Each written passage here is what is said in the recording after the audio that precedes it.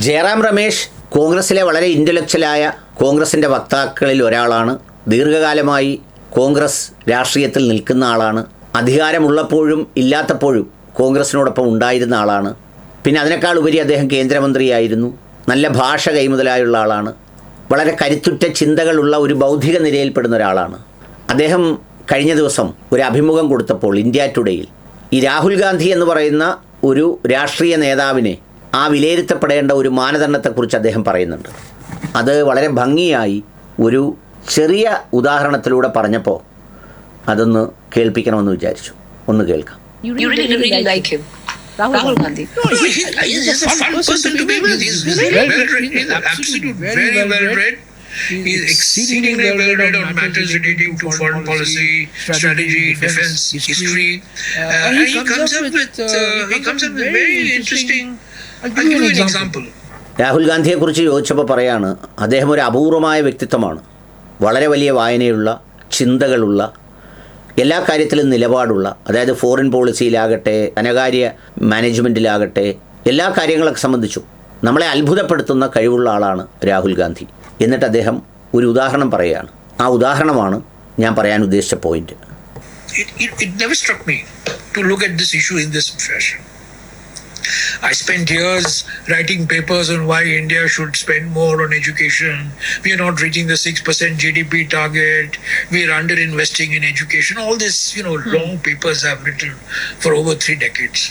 In Kota recently, he came up with a very interesting comparison. And only he can come up with it. He said, in his interaction, that the amount of money that private families are sending their children to coaching centers far exceeds the amount of expenditure that the government of India is doing on schools, colleges and higher education. It's a very telling comparison that private families are spending more on coaching centers than the government is spending on improving the quality and the reach of educational institutions. I mean, that's a comparison that I knew the fact, but he put it together. His ability to put things together and make a cohesive point, I think very good. And this is a very good example. Mm-hmm. And frankly, when I heard that, I said, wow, this is something that's very interesting. We all say people are spending too much on coaching. We all say that government is not spending enough on education. But to tie the two together, I think it shows a mind that is able to connect things that are seemingly disparate. അദ്ദേഹം പറഞ്ഞ ഉദാഹരണം ജയറാം രമേശ് പറയുകയാണ്, ഞാൻ കഴിഞ്ഞ 10-20 വർഷമായി നിരവധിയായ article എഴുതുന്നു. അതായത് ഇന്ത്യ അതിൻ്റെ ബഡ്ജറ്റിൻ്റെ വേണ്ടത്ര ശതമാനം വിദ്യാഭ്യാസത്തിൽ ഉപയോഗിക്കുന്നില്ല, 6% GDP മുഴുവൻ സ്പെൻഡ് ചെയ്യുന്നില്ല, പിന്നെ അത് മാത്രമല്ല കൊടുക്കുന്ന കാശ് നഷ്ടപ്പെട്ടു പോകുന്നു, അതുകൊണ്ട് വിദ്യാഭ്യാസ നിലവാരം താഴേക്ക് പോകുന്നു എന്നൊക്കെ പറഞ്ഞ് ഒരുപാട് എഴുത്തുകൾ, ലേഖനങ്ങൾ, പ്രസംഗങ്ങൾ ഒക്കെ ഞാൻ നടത്തിയിട്ടുണ്ട്. ഞാനതൊക്കെ വിചാരിച്ചിരുന്നത് വളരെ ബൗദ്ധിക നിലവാരത്തിലുള്ള ഒരു സംഗതിയാണെന്ന് ഓർത്താണ് ഞാനങ്ങനെ ഇരിക്കുമ്പോഴാണ് കോട്ടയിൽ, അവിടെയാണല്ലോ ഇന്ത്യയിലെ കോമ്പറ്റീറ്റീവ് എക്സാമിനേഷൻസിൻ്റെ പരിശീലന കേന്ദ്രങ്ങൾ, സിവിൽ സർവീസിനൊക്കെ പഠിക്കുന്ന കുട്ടികളെ കോട്ടയിലെ ട്രെയിനിങ് സെൻറ്ററിലാണ് വിടുന്നത്. ഏറ്റവും പ്രോമിസിങ് സെൻറ്റേഴ്സാണ് അവിടെയുള്ളത്.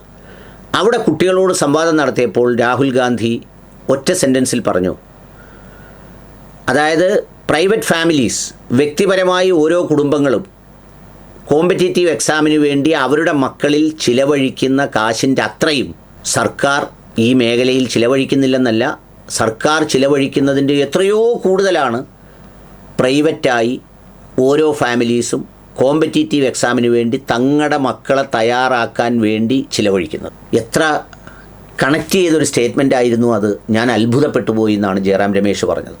എനിക്കും അത് ഭയങ്കര അത്ഭുതമായിട്ട് തോന്നി. വളരെ സത്യമായ കാര്യമല്ലേ? നമ്മളിപ്പോൾ ഒരു കുഞ്ഞിനെ സ്കൂളിൽ വിടുന്നതിന് ഒരു കുട്ടിക്ക് ആവറേജ് സർക്കാർ എത്ര രൂപ ചിലവാക്കുന്നു, അതിൻ്റെ എത്ര ഇരട്ടി തുകയാണ് നമ്മൾ ആ കുട്ടിക്ക് വേണ്ടി ട്യൂഷൻ, ബാക്കിയുള്ള അതിൻ്റെ പ്രിപ്പറേഷൻ, ഇതിൻ്റെ പ്രിപ്പറേഷൻ എന്നൊക്കെ പറഞ്ഞ് നമ്മൾ ചിലവഴിച്ചിട്ട് അവസാനം 1 ലക്ഷം രൂപ ബ്രില്യൻസിലോ സൈലത്തിലോ കൊണ്ട് കൊടുത്താണ് നമ്മൾ വീണ്ടും പഠിപ്പിക്കുന്നത്. അപ്പോൾ ആ കുട്ടിയുടെ മേൽ എല്ലാം സർക്കാർ സൗജന്യമായാണ് ചെയ്യുന്നത്. CBSEയിലേക്ക് വരുമ്പോൾ ഈ ചിത്രം വീണ്ടും മാറും. അവിടെ ഫീസ് ഉൾപ്പെടെ മുഴുവൻ പ്രൈവറ്റ് ഫാമിലി വഹിച്ചിട്ട് വീണ്ടും ട്യൂഷൻ കൊടുത്ത് അതും കഴിഞ്ഞ് CBSEക്ക് കാശ് അടച്ചതിന് ശേഷമാണ് ഇതെല്ലാം ചെയ്യുന്ന ഒരു ഫാമിലിയെ അവസാനം അവരുടെ കുട്ടിയുടെ ഭാവി വിൽക്കുകയാണ് ചെയ്യുന്നത്. അട്ടിമറിക്കുക എന്ന് പറഞ്ഞാൽ അതിൻ്റെ അർത്ഥം എന്താ? നമ്മൾ വിചാരിക്കും സർക്കാർ തന്നെ എല്ലാം ചെയ്യുന്നു, സർക്കാർ തന്നെ അട്ടിമറിക്കുന്നു. അല്ലെന്നാണ് രാഹുൽ ഗാന്ധി ഒറ്റ സെൻറ്റൻസിൽ പറഞ്ഞത്രേ. ഇത് നമ്മൾ കണക്ക് കൂട്ടി നോക്കിയാൽ വളരെ സത്യസന്ധമായ കാര്യമാണ്. ഏത് സ്കൂൾ റെഫറൻസ് പോയിൻ്റായിട്ട് എടുത്ത് കൂട്ടിക്കോളൂ, ആ സ്കൂളിൽ സർക്കാർ ചിലവഴിക്കുന്ന കാശിൻ്റെ 3 ഇരട്ടിയെങ്കിലും പ്രൈവറ്റായിട്ട് പേരൻസ് ചിലവഴിക്കുന്നുണ്ടാവും ഓൺ ആൻ ആവറേജ്. ആ പോയിൻ്റ് ഒറ്റ സെൻറ്റൻസിൽ പറഞ്ഞപ്പോൾ ഞാൻ അത്ഭുതപ്പെട്ടു പോയി. എന്ന് പറഞ്ഞാൽ ആ 2 പോയിൻ്റ് തമ്മിൽ കണക്ട് ചെയ്ത രീതിയാണ് പറഞ്ഞത്. അതാണ് ഒരു നേതാവിൻ്റെ ഗുണം, അല്ലെങ്കിൽ അതിൻ്റെ ഒരു വ്യത്യസ്തത എന്നാണ് ജയറാം രമേശ് പറഞ്ഞത്. ശരിയാണ്, വളരെ കൃത്യമായി ആ പോയിൻ്റ് ലളിതസുന്ദരമായി പറയുക, ഒത്തിരി കിടന്ന് blah blah blah blah blah പറയേണ്ട കാര്യമില്ല. ടു ദ പോയിൻ്റായിട്ട് ഒരു വിഷയത്തെ അഡ്രസ്സ് ചെയ്യുക എന്ന് പറയുന്നത് ഒരു നേതാവിൻ്റെ ഗുണമാണ്. ജനങ്ങൾ സ്വീകരിക്കുന്ന ആളാണോ അല്ലയോ അത് വേറൊരു ആസ്പെക്റ്റ്. അതിന് ഒരുപാട് ഘടകങ്ങളുണ്ട്.